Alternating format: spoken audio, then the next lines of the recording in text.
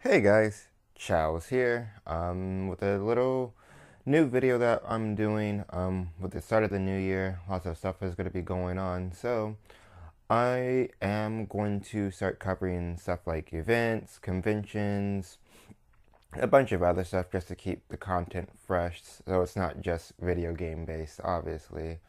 So with that, I'm also a couple of days ago I got to attend an event for the Hollywood Awards for the Oscars for people who are going to be nominated for Best Hair and Makeup in film. So I've been attending these events for quite a while. I just never really covered them. But um, just a little quick thing. So there's like 7 people that are entered in the Bake Off to see who will actually be nominated for the Oscar Awards for Best Hair and Makeup. So I got to attend that event, and well, I'm gonna cover it for you guys. I have the audio and stuff, just to describe what movies were there. I'll put them in the description down below and the summaries of each movie as well. So with that, that's just a little quick intro about what's going on, and I hope you guys enjoy the video. This is just like a little quick intro for you guys, and I'm gonna be covering a lot more stuff obviously as well, and reviews and stuff. So hope you guys enjoy the video, and here it is. All here, and what a great group, what a great gathering, what a great celebration. Tonight is really a chance for all of you to get to know each other and get inspired and greet each other. And it is a celebration, and I want to take the opportunity to first thank our makeup artist pro card holders who are here tonight. You guys represent the excellence and the professionalism of the industry. You're the best of the best, and we really encourage you to have a wonderful night tonight and to develop new friendships and new partnerships. I also want to thank our partners, Mac Cosmetics, Monique and Shelley. Thank you. It is a great partnership, one that goes back many years. And it's a true partnership in that they're committed to the professionals in the industry. You know, our team, our group, what Michael started 20 plus years ago, on his journey, his vision was, and his mission was to promote and to celebrate the art of makeup. And that holds true to today. Through the amazing products that we have, the IMAT show coming up next week, and the Makeup Artist magazine, which keeps getting better and better. 2 very pro-center, dedicated to advancing your careers and helping you guys in what you do. So thank you for your support. So I want to introduce myself. I'm new to the company, just a few weeks old into it. My background is in media. I worked for some large media companies over the years, Disney one of them. Along the way, I picked up a few Emmy Awards, 3 Emmy Awards for directing, editing, and producing. I'm a big fan of your work, but I'm still getting to know the makeup world. So I'm looking forward to chatting with you and getting to know everybody and really getting to know what you do, because I'm a big fan. And now I just want to introduce the man behind it all, our host for tonight, a wonderful entrepreneur, a visionary, and my boss, Michael King.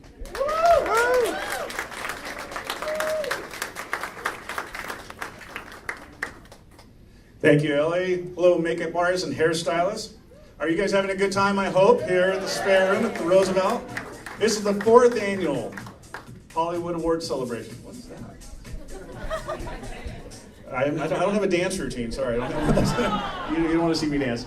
But what we are going to do is, here it is, 21 years, and we've been honoring makeup artists through Makeup Artist Magazine and through IMATs. And next week, we've got the IMAT show, which many of you I know that you're involved in, which is great. Thank you. I know some of you are still preparing what your demos that you're doing or being involved. So thanks for coming out, because this is a really important time. We get a chance to honor the 7 films. I came from the Bake Off earlier today, and my goodness, this is the strongest year I have ever seen. Is it not, guys? All 7 films are absolutely excellent. So what we're going to do, this is going to be a short presentation, it's just so that you can go, oh, that's this person, oh, that's the person who did that, because we are behind the scenes people. We're not the faces in front of the cameras, and so therefore our work is famous, but not necessarily, you might not recognize the person, so we get a chance to do that. So we're just going to take a couple minutes for each film, from each team, and then you can buy them a drink afterwards. Actually, I'm buying them a drink, but you can hand it to them. The first film that we'd like to talk to tonight is Bright. Can have Christopher and Alessandro please come out?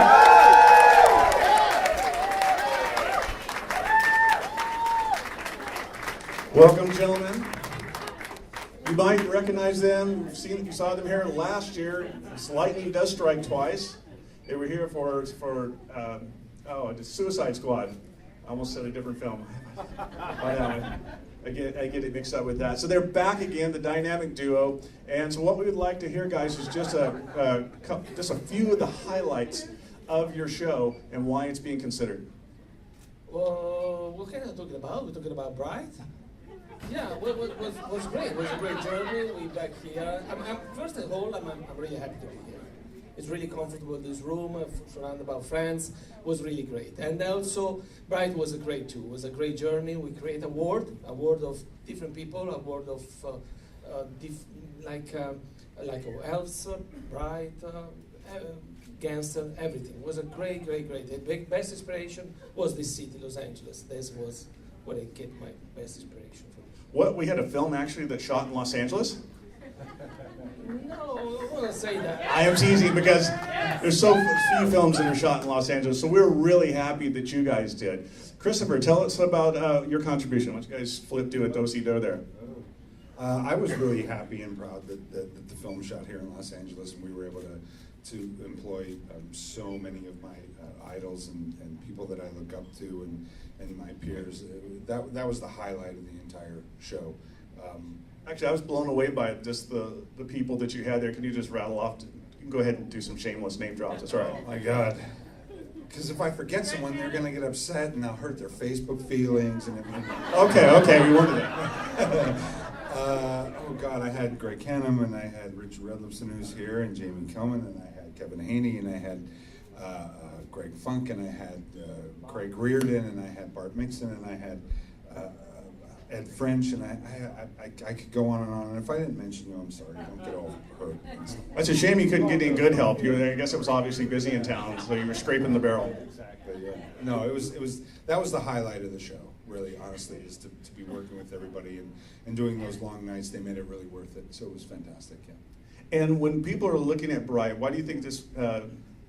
Briefly, what do you think is why this film is being looked at? I have absolutely no idea. That's a great answer. I love that. I really don't. You know what? We worked really hard and we tried to do something bold and something different, and something weird. And the script is strange and the movie's strange and It's not. Okay, it's not. You know, I think you just do a lot of hard work and hopefully people recognize it. And I'm glad that people did. I'm really happy to be here and really honored. So it's fantastic. You guys give it up for Bright. Thank you guys very much. Good luck.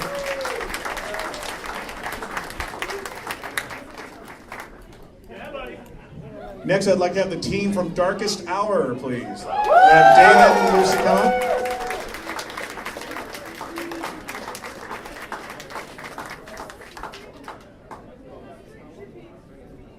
Guys, welcome. Congratulations on your film being looked at today.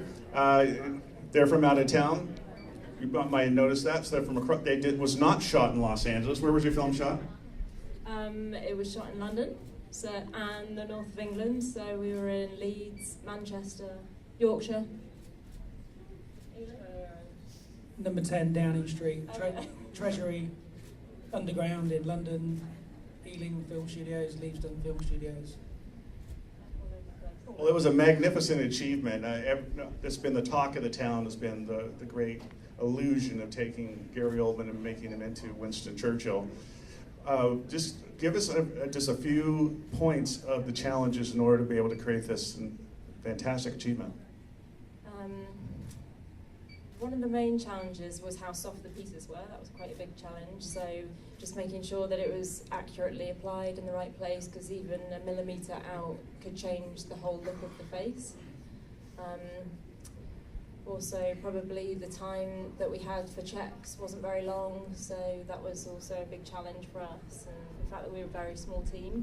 Yeah, there was only the two of us to do the entire makeup. So I don't just mean the application, but to run the job. So we would be looking after the job, would be pre-painting, would be fixing the wigs, cleaning the wigs, doing the on-set work, doing the truck, dealing with producers, directors. That's just the two of us. So normally you'd have a team of 4 or 5 people, but the challenge was that we'd have to split those roles and split each other up throughout the day and do it all ourselves, really. Is that because Chris had hired everybody else and there was no one left? Was it that? Well, it's fantastic. I know a number of you Pro Card holders, were you able to come to the screening that we did in November, I think it was? How many people here got to see that screening? You? Good. Well, then you know what a fantastic achievement it is. Will you guys give it up for Darkest Hour? David and Lucy.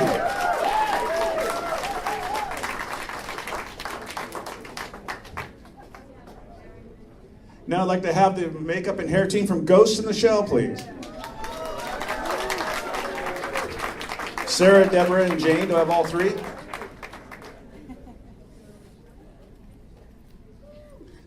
Welcome, ladies. What a beautiful film that you had. Tell me where your film was shot. In New Zealand and in Hong Kong. See, it's a completely international scope of the films being done. And why is Ghost in the Shell being looked at?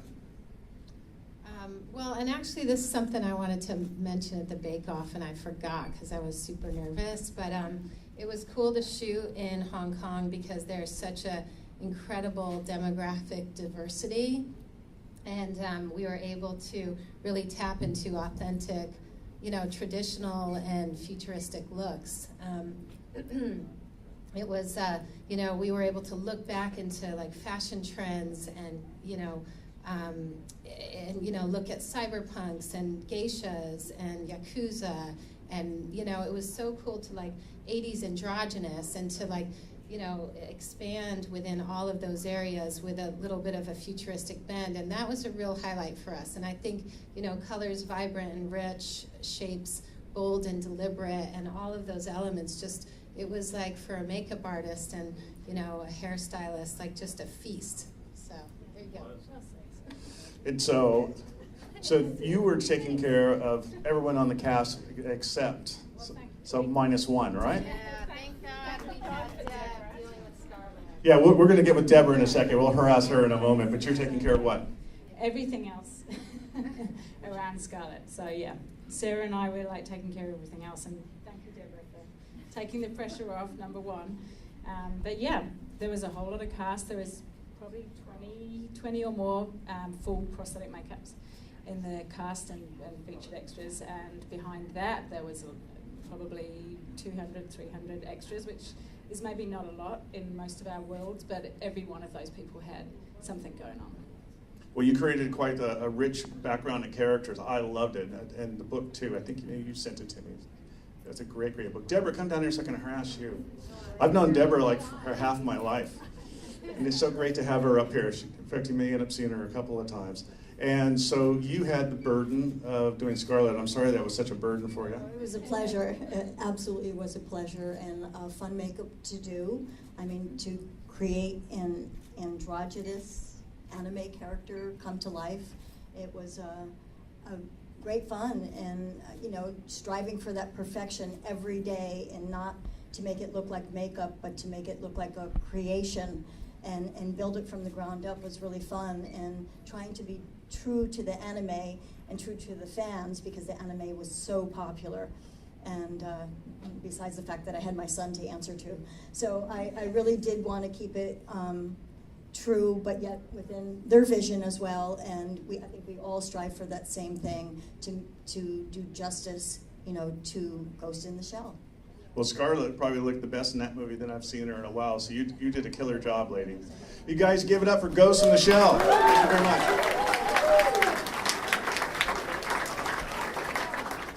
Next up is Guardians of the Galaxy, Volume 2. So I got Brian. John Blake is on location, so he wasn't able to be here today. And is Camille with you? Is Camille Friend in the house? Well, then she doesn't get to. It gets to be the Brian show. Brian, tell us about the mammoth amount of work that you had in Guardians of the Galaxy Volume 2. We had a mammoth amount of work. We had all the heavy duty prosthetics was in my department. You know, John and Camille had their departments. You know, I've got quite a few good friends out here that were on the team, and you know, I was lucky enough to have them to be able to just crank out all this great work. I had the fortune to be able to go and visit the set there in Atlanta to be able to see what was being done, and my goodness, there was so much work being done. It looked very, very beautiful. What was the makeup that you were most responsible for on the film? I was responsible mostly for Drax and Taserface, so those were my babies. That'll keep you busy. Yeah. Well, it looked lovely, sir. Thank you so much, you guys. Give it up for Guardians of the Galaxy Volume 2.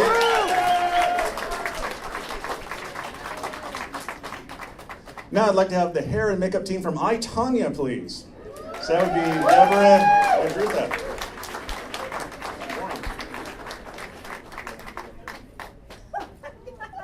There's somebody that looked just like you that was up here a few minutes ago. I think it's Deborah's year. She's here twice in a row.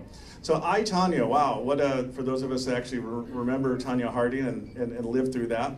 I saw the photos of Margot Robbie. I'm going, how in the hell do you take the most beautiful woman in the world and make her look like that? That was, and look so realistic. So good job. Tell me about the challenges. The challenges is exactly what you said. It was trying to take something that looked bad and make it look good. And in Margot's case, something that looks good and try to make her look more like Tonya.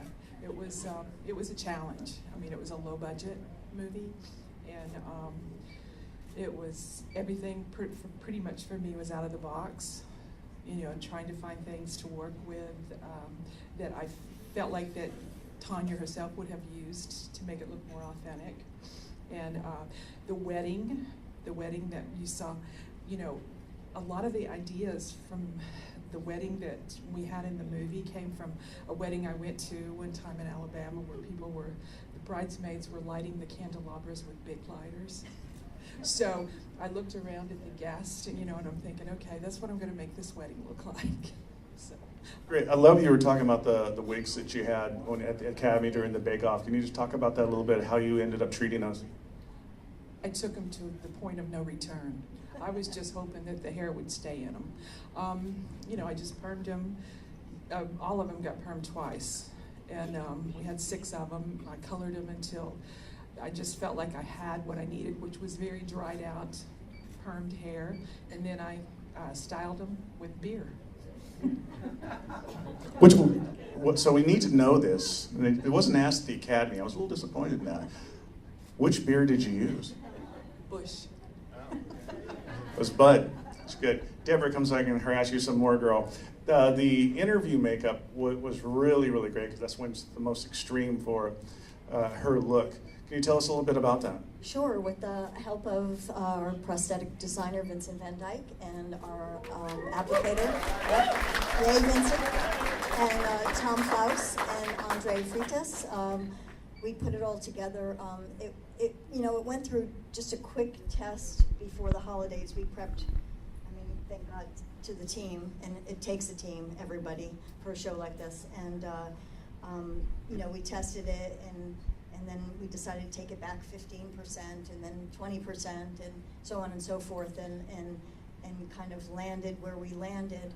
And, it was an extreme change. You know, of course, she's 47 at this stage and gained about 30 pounds. And we didn't want to make her look like Tonya Harding, but we wanted to capture the essence of Tonya Harding. And I think we did. I think, it gave the actor what they needed, but it also, left room for growth, within the character, and it told the story. It brought us from, her young age, to present day. And it was great fun and great to work with the great team I had. Well, it looked absolutely fabulous. An incredible transformation. Thank you guys. For I, Tonya.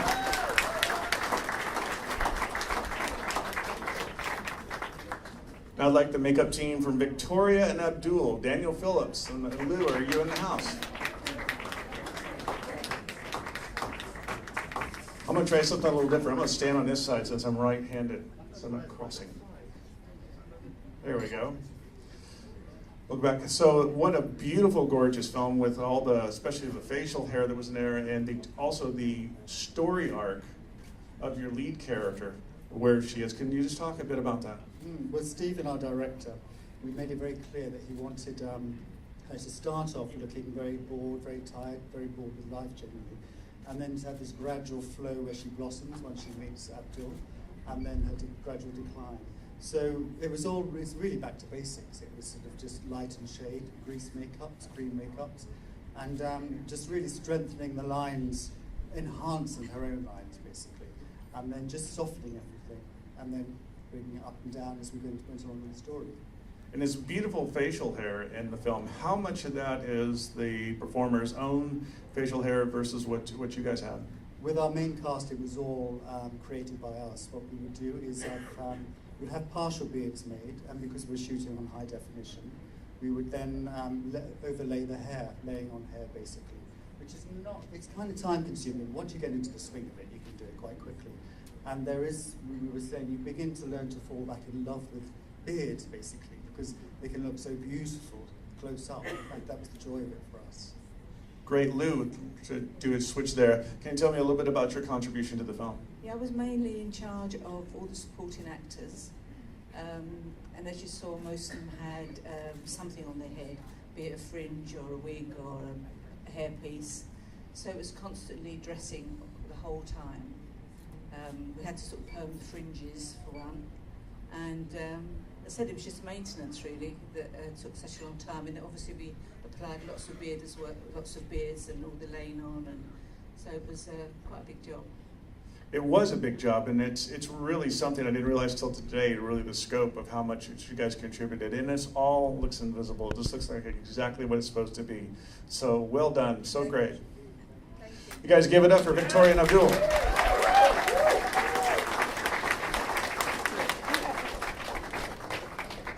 And last but not least is Wonder. Arian.